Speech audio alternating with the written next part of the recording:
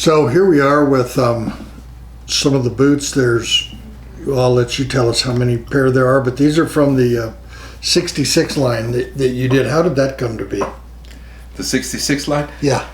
By mistake, totally by mistake. Those are mine. There's 4 pairs that were made. I believe you own one. I do. Coach owned one. W. And I think... Aren't mine Coaches? Yes. Yeah, I'm glad, because I was like, wait a minute, that's 5. Eh? No, you got Coach's boots. But, and then the prototypes that Joe Gomez ended up with. Yeah. And apparently they were his size. They were just little 7s. And they ended up with Joe. But he told me they're mine. I said, take them. Yeah. So, it was strictly by accident. Coach and I were knocking back a couple Coca-Colas, man. And this guy came up to him in an awful UTEP t-shirt that they were giving away at some game. I mean, silkscreen. Yeah. Junk. And I was like, how could they put the image of this man like that? And I mean, but the guy was real happy because, hey, could you sign this? And Coach said, yeah. He never said no to anybody, right? Mm-hmm. So he signs a t-shirt, and I told that guy, I said, can I see that shirt? And he goes, yeah. And I was looking at it, and I was like, it's not even nice cotton. And I was like, okay, thank you. And I gave it back to him. That night, I went home, and me and my son used to color in his coloring book, man. And I just started doodling, just started messing around. I was like, I had thought, you know what, I can do an apparel. I can do it much better than that. Anything better than that. You know, I'm a florist. I can do apparel. Yeah. So I started designing. I just started 66 Haskins. I'm trying to bring in Texas Western. And I end up at Cielo Vista Mall one day. I was waiting for my wife. She's doing something. And I walk up to this little kiosk, and the guy's selling hats. And I get a Columbia blue hat. And then I said, yeah. And then I said, put orange, 66. So he does it for me, embroiders. He does the embroidery. And I liked it. My wife said, hey, that's a pretty hat. So I take it to Coach, and we're out and about. And I said, Coach, sign the bill. Just sign the bill. For what? Just sign the bill. I wanted his, because I was thinking, I'm going to make this, but I'm going to get it embroidered just exactly like it is. So he signed it in black, and it looked great. And I said, nice. And he goes, that's the wrong colors. And I said, what do you mean? Those weren't our colors. Black. We're orange, white, and black. And I said, you kidding me? Remember, the pictures are all black and white. So I thought they were white and orange. Yeah. But they have this is called a rib. This is one of the shirts that I designed, and I bought these. I started doing some research, and I saw that these shirts were in 1960s. And one of the guys that was wearing this shirt was Steve McQueen. Oh, God. But it was black and white, exactly like this, but black and white. So I would have put everything time correct. I was not going to put his name on shit, right? Yeah. Because that's all I've seen. So I started, then I said 66 line. I put the ball in like this. And I said, by Don Haskins. And it started, this is exactly what it was, like that. Yeah. And then I went national champions, and then the NCAA pushed back on me. Really? Yes. You should have seen. It was a nightmare. It really was a nightmare. It took off. Everybody laughed at me at the beginning. Nobody wanted no part of it. Everybody turned me down. Once I got the ball rolling, then I got my patents. Then everything, they were like, oh, this guy's serious. Then I started changing the colors back to orange, and I just went all through, just like it was in 1966. I said, Coach, I need a picture. And he gave me the whole, and he goes, go to the archives at UTEP. They said, nope. We're not, you can't access our, and he makes a call, and then they call back, what do you need? Everything. Wow. Everything you have on the 66 team or Texas Western, I need. They started sending me logos, all the depictions, all the images. And I was like, yes. Oh, now it's a gold mine. And I'm starting looking through it. And then I start pulling the colors out. And I said, okay, this is what we're going to do. Then we'll go orange, white, black. And I started making everything like that. And then I made another hat, but it was black with a 66 in orange and then his name. And he said, well, where did you get this? I said, that's yours. It's the prototype, which I still have now, because everything I gave him, he gave back. Yeah. You couldn't give that guy anything. You should see his closet. The 66 ball from the game is in the closet. Yeah. I'm like, this thing should be displayed. Or it's in the back of the truck. Everything would go to the back of the truck. So he freaked out when I gave him that hat, and he goes, this is nice stuff.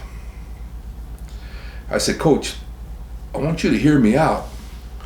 I want to do an apparel line with you. And then this was 06, okay? So it was heating up, the 40th anniversary, the movie, the book, everything was starting to roll out. I was a little behind the 8 ball, but man, I was 1 year old one day when that took place. Yeah. People had 40 years to come up with it, nobody did. And I started rolling, but I was running late, and it just took off. It was taking off, and then everybody wanted to work with me. Everybody was calling me now. The bad thing is, I wanted everything made in the States, right? Mm-hmm. Well, if you're going to make profit, it doesn't work. But I wanted to keep it local, and I'm not. Money also with me is not a big deal. I've seen it destroy more lives than anything. So, Coach was, but I was not going to put his name on any crap, right? Mm-hmm. So then I have a shirt made. Then I have a cap made. Then I had his staple. He's the only guy that did the tie. Yeah. Clip-on tie. Yeah. That's all I wanted. So I made that, and he loved it. He started liking everything I was showing him, and I was showing him all the drafts and designs I had made. My son was helping me out. He was a little guy, but he knew more. Different. Yeah. He's got the national championship. Well, I had to wait. Remember I told you that the NCAA was pushing back? Yeah. A guy from El Paso, they're over here. I'm getting letters from the NCAA. Oh, you can use it? Sure I can. When I put it all together, National Champion 66 line by Don Haskins, and I sent it to Library of Congress and all that, then they're like, no, that's he's not using National Champions as NCAA. It doesn't say NCAA. Right. So that was, boom. Yeah. That was ours. And they couldn't mess with us. But half of the stuff that I had already made wasn't on there. So this was kind of the first ones. Yeah. And then everything, once I got the okay where they weren't messing with us, we had to get attorneys. Wow. You know how much they cost? Yeah. Yeah. So it just took off. We went from the west side to the west wing. Yeah. That's how far this took off. At the Michael Jordan camp. And then we went to the Magic Show in Las Vegas, the biggest apparel show in the world. I paid $5,000 for a booth. Wow. That's for 3 days. Yeah. But next to us was Randy Moss, Drew Pearson, Bernard Hopkins. Wow. Yes.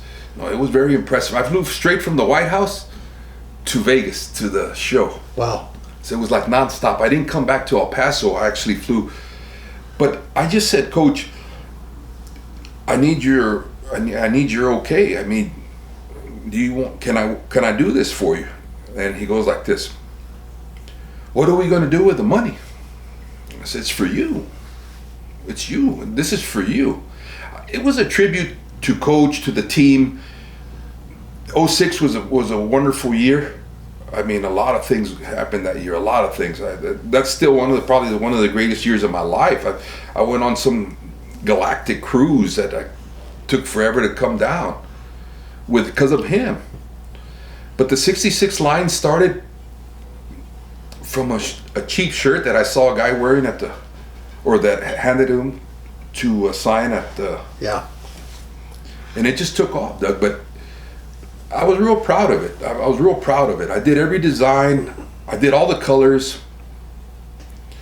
And and everything I take, I have him approve it. Like I said, what do you think about this? And he'd look at it and he'd say, wow. I said, do you like it? This is nice stuff. I said, I'm not going to put your name on anything that ain't worthy. Right. And I said, what about this? Love it. Love it. Love it. And then he calls me one day and he goes, well, where are you going to sell all this crap? And I said, well, UTEP bookstore, a lot of people wanted them. And then we started getting, what do you call that when they start making stuff without permission? Knockoffs. Knockoffs. Then I Wow. had to get an attorney for that. Wow. People were starting to make their own stuff. Wow. They were trying to copy, but they weren't using the same material. These polo shirts were nice. Everything was nice. The Letterman jackets for $450 a piece. That was 16 years ago. Yeah. But I still have two of my prototypes, and you got one. Yeah. You have the last one he ever signed, and you have the last one, and you have the only one that's in white. Yeah. I do. So it just took off. So where'd you sell it? Where did you sell your UTEP bookstore, big time? big time. They were our biggest customers. I sold it at the flower shop. You know You don't remember because we weren't friends yet, but I used to go there on Saturdays, and Gomez would show up on Saturdays. Right. And you had these circular racks of the shirts right. in the entryway of the flower shop, Yeah. and we used to sit there and bullshit on Saturday morning. No, I remember, but I didn't call you Doug then. I called you Mr. Rudder. Yeah. Because you were a great customer of mine. Yeah. And then also you showed up one day with Mike Armstrong, Baco Odell, and you pitched the Bears Den. Yep. Remember that rendering? I still can't pass by Cincinnati and mess up. I still get this horrible feeling. I think you guys asked, I was honored. You guys asked me if I would be part of that deal, and I was like, wow. So the 66 line, again, got me into that position because Mike had that wonderful idea of that bar, and then he wanted to revive the 66 line and use it as a gift shop. And I was like, absolutely for that. And Coach is already gone. But Coach and I had entertained a couple of business ventures. At least we were business partners. You see, I'm not a golf club. Yeah. We were actually business partners. And I think he would have been very proud of the Bears Den. I think El Paso would have been proud of the Bears Den. I think it was, like my dad said it best, it would have been the place to be. Yeah. And everybody coming from UTEP after the games, I mean, remember we were going to make Mrs. Haskins on the top floor of her garden, and she was so impressed. And I was honored that the Haskins family said, we're not giving the green light unless Beto's involved. And that's how you guys ended up showing up at the flower shop. Yeah. That all came up with Steve. They really thought it was going to be great. Absolutely. It was going to be great. We had some great ideas. Doug, we were getting the floor. I know where the floor is from the old Don Haskins. Wonder if it's still there. We should go look. It's in a barn in La Union. Yeah. I can say it now. Who cares? Yeah. I was even going to redo my whole house with it and leave all the stuff. My wife says, oh, I don't know about that. I said, babe, listen. But we were going to do it we had 3 floors going, remember? Yeah. And then we're going to have the gift shop. We even had all the players. We're going to have Soup Campbell for the soup. The Reynolds wrap. Right. Hardaway's wings. Yep. The Bear Burger. The menu was amazing, but it was going to be I think. Steve didn't think much of the restaurant that ended up going up here. Well, I didn't think much of it either, and actually I could have done something about it because they were using some of my stuff, my logo, and I had to patent the man's name. I had this made for his birthday. Okay. This bat. Okay. And the guy said, "Oh, I can't make a bat of Don Haskins. I need permission." I said, "You have permission." I had to send him a copy of my. He goes, "Oh, no problem, no problem." So he made it for me, and I gave it to Coach for his birthday, March 4th. 14th. Birthday? No, yours is the 4th. His is the 14th of March. And we were at Fuddruckers. He was doing his show. And I gave him the bat. No, I told him, "Hey, could you sign this for me?" And he don't even look, right? He doesn't look. He just signs the bat. I go, "But sign it right here on the sweet spot." So he signs it, and then he goes, "Well, Don Haskins, this is my bat." I said, "I know, happy birthday." It was his birthday that day of the show. And Cap Lewis was like, "Oh, I want that bat." And I was like, no, this is Coach's bat. It's the only one ever made. So I gave it to him, and he loved it. He was like, "Oh, wow." And then we get in the truck, of course, and throws it in the back. And so it was lost in there for like 3 years. And I'm surprised it was in good shape, but with all the pelts and furs and shit back there, it wasn't gonna get hurt. But the line came strictly out of accident. It was not nothing planned. It was, like I said, I was behind the 8 ball. People they were already rolling out the movie. The book was already in progress. The book had already been written, actually, but it did well. Jerry Bruckheimer from Disney asked me for some stuff. I gave him and Linda, his wife, we became great friends. Me and her at the White House. I told you a little story that I'm not going to repeat. That that was the little friction between me and Coach. Yeah. It ended up well, of course, but he was mad at me for 36 hours. He didn't talk to me. You want to talk about the White House? Sure. Or you want to talk about that later? No, that's fine. We can talk about the White House. That actually became, like I told you, we actually went from the West Side to the West Wing. Right. And Catherine Wright was the assistant to Laura Bush, not George Bush, but we became good friends because she kept calling me, and I still have her number. Last time I talked to her right before Mr. Obama took over, and she called to tell me that thank you for everything. And I said, "Look, we're bringing gifts for President Bush and Mrs. Bush." And she goes, "That's wonderful. What are you bringing?" I said, "We've made some boots. We made Letterman's jacket, and then for Mrs. Bush we have a blouse from the 66 line. I need her size, and again, I'll have to get back to you with that." See, a lot of people don't know that Laura Bush went to Texas Western. I don't know that. Well, that's how we ended up in the movie. She was well aware that Coach got blackballed and that they never got the credit they deserved. So I guess she brought that up. And then George Bush said, "Well, why don't we have them here for dinner and a movie? We invite the team and all that." Oh, I also want to clear something up. The people got this wrong, way wrong. They say Coach didn't want to go to the White House. Coach couldn't go to the White House. He was at Sierra Medical in room 318 with pneumonia. And it was so severe that we actually thought he wasn't going to pull out of that one. So that's not true that he didn't want to go. Yes, he didn't want to go to a lot of things. That's a fact. But I don't think that wasn't the case going to the White House. He was ill. And me and Mrs. Haskins were with him. Mrs. Haskins almost didn't even go to the White House. She had to be flown in a private jet. Well, who did that? I'd rather not say, but they flew her in on a private jet. And we were all there, and we were all like, "Is she coming or not?" Because we were about ready to go see the movie and the dinner and the whole. It was an amazing event. And then they said, "Well, is she coming?" We didn't know.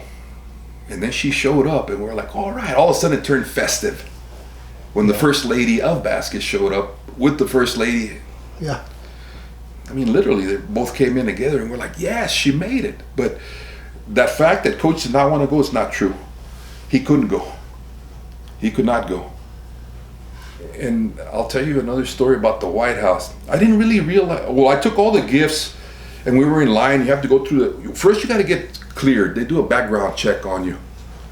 And then when you pass your background check, then they clear you on that list, because it was 50 people that went. The team, the trainers, and then you had other people that went. And then you're on a list, and they do a background check, and then they said, okay, you and your wife are clear, fantastic, etc. All right, what's there to clear? I'd already lived there. I lived there before. I used to go to the White House every day. Every day. Wow. So that was not my first time there, but I used to be underground. I was a courier. Yeah. So I used to deliver to the White House, 1600 Pennsylvania, and used to come in, and we'd go underneath, and they put the van in through, and then they x-ray it, and you wait in the driver's room, and then when the van's cleared, then you get back in. And so the irony was, that was like the 51st time I'd been there. Yeah. But not inside, and not like this. And I didn't really even click till that portrait. I was looking at a portrait, I'll never forget, it was JFK, when he has his head down. Remember that one? We used to be in the history books. So I'm sitting there, and great event. All they do is pass around hors d'oeuvres and drinks.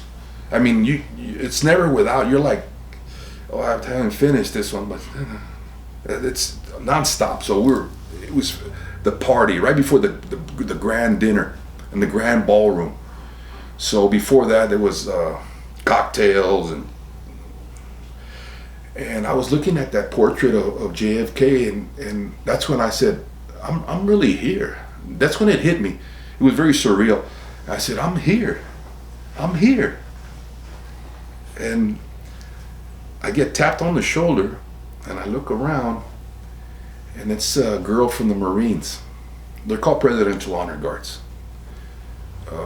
At that time, when I lived in DC, my girlfriend was part of the Presidential Honor Guard. That's why I know how that works. But she's in the Marine Corps, big girl. And she taps me on my shoulder, and I look over, and she said, "Are you Humberto Fournier?" And I said, "I am." And she goes, "President Bush would like to have a word with you in private." And I said, "Oh, I was going to put it back." And everybody laughed in that little area except her. Oh no, she was all serious, like thinking, "Oh, this ain't very funny." And I was like, and then I started walking, and then she goes, "You can bring," I was going to put it on a table, but these tables are from sometimes the 18th, 19th century. Yeah. So you got to be careful. So I was like, she was "You can bring it."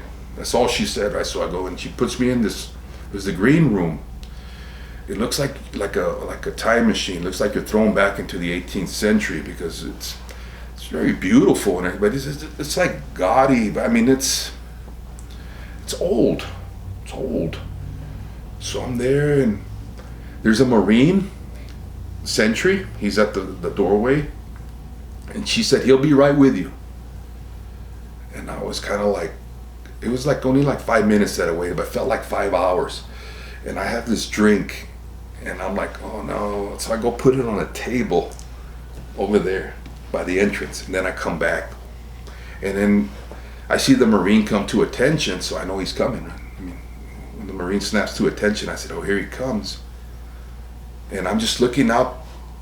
I'm just sitting there, like, I remember my palms were sweating. And I'm like, "What's this about? What was this about?" I didn't take anything.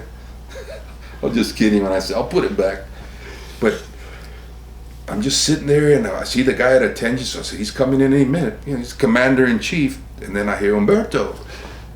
And that's exactly what I did. I went like that. Whoa. He goes, "Oh, I didn't mean to startle you." There was nothing behind me but a bookshelf. He came from like a bookshelf. It moved, and he came from out of the bookshelf. And he goes, "I didn't mean to startle you." And he goes, "I hear you're the one I need to ask about Coach." And I was still looking at him, and I was looking back like, "Where did you come from?" Because my back was actually like here against. "Where did you come from?" "Well, I guess they have little."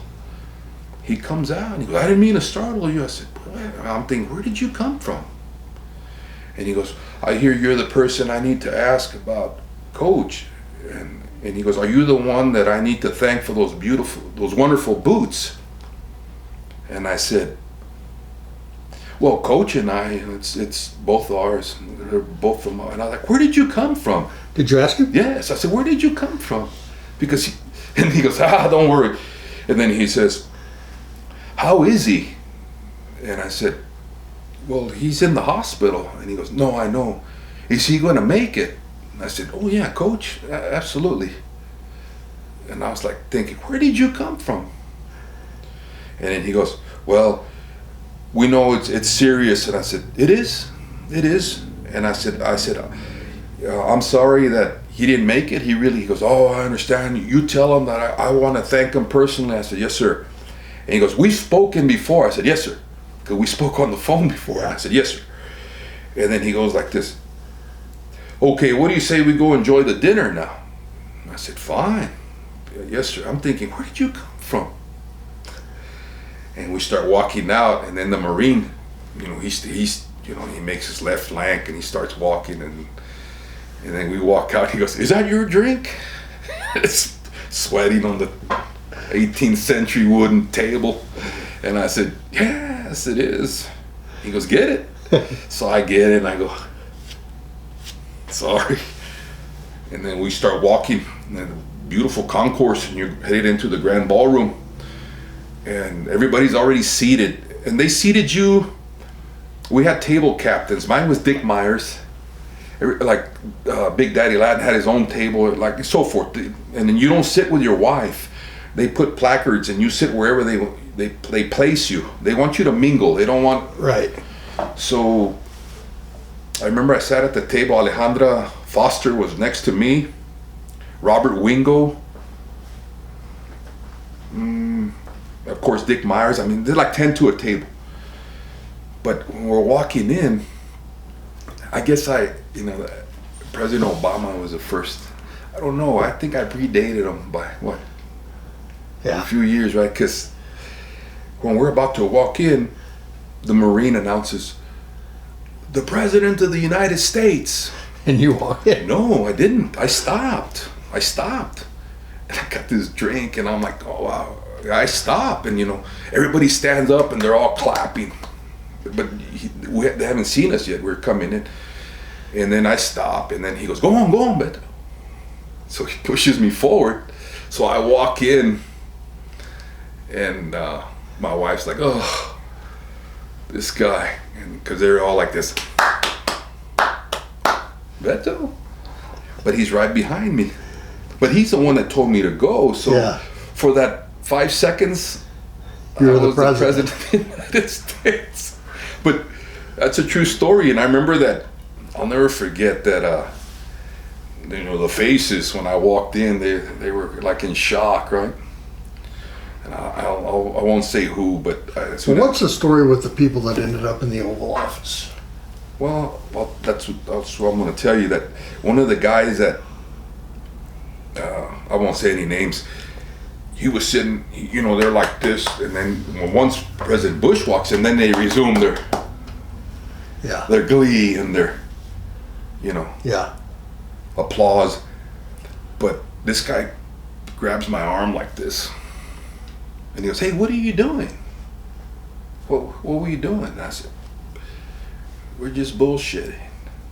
And I go sit at my table, and they're all like, even Dick Meyer, and they're all like, "Oh wow!" But out of all those people, right, President Bush says, "No, I need to talk to this guy in private." But what you asked about those people, I don't know. I have no idea. I guess some of them were donors and. No, but they ended up in the Oval Office. Well, yeah, they gave us we did the tour of the White House. Yeah, but some of them sat at the desk. Oh, how did you know about that? I know about everything. Okay, well, I guess I'll tell you the whole story then. Tom Card was the guy that said we're under attack. That's right, absolutely. We're under attack when he told President Bush at the school. Okay, well, he's giving the speech of the history of the Oval Office, and I'm in awe. It's just amazing. I got some amazing pictures of that place. The dome is that's my favorite. And he's giving the whole spiel on the history of the Oval Office, and you look around and you're like, wow. I still get goosebumps. And people started sitting in the president's desk and taking pictures and posing. Well, Tom Card and he keeps looking over at the desk, like, but he doesn't say anything. And people keep doing it. They keep sitting on there and they're posing and they're taking pictures. And I was like, wow. So I'm just sitting there. Well, I'm standing up. We're all like in a circle, and he's giving this whole speech about the White House, the Oval Office. And then that ends, and then we start walking down the concourse. We go into the Rose Gardens, and it was a full tour. Amazing place, amazing. Well, so fast forward, when I fly back into Texas to El Paso, I go straight to Sierra. Mm-hmm. And the nurses said, Beto, he's gone. He got dismissed today. I said, today? He got dismissed today. And she said, yeah, he's fine, which was great news. Yeah. But he wasn't. But the nurses there loved him. I mean, he held court there. Everywhere he did, they loved him. And they said, he's gone home. My phone rings. It says, Coach calling. I said, hello? He goes, Beto. I said, you're home. He goes, I just got home a little while ago. And he goes, where are you at? I said, I'm at Sierra. I'm leaving Sierra. It's been a long day. And he says, you need to come by the house. I said, I'll go by tomorrow. He goes, you need to come now. And I said, oh. I said, okay. You know, like when your dad grounding you, you know you're in trouble.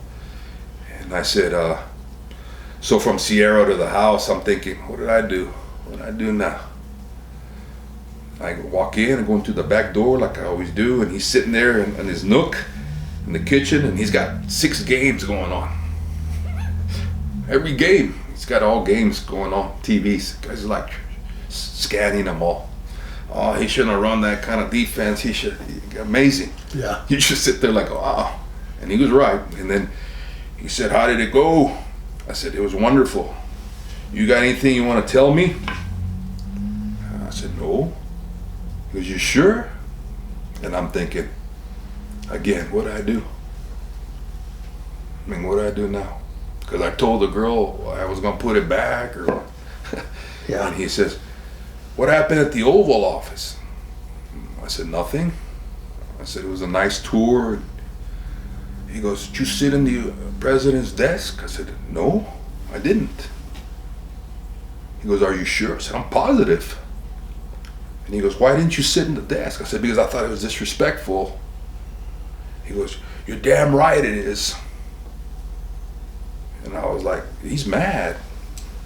So I'm looking at him and I was like, can I go now? Do I go to my room? What's up next? And I said, Coach, I'm beat, man. I'm tired.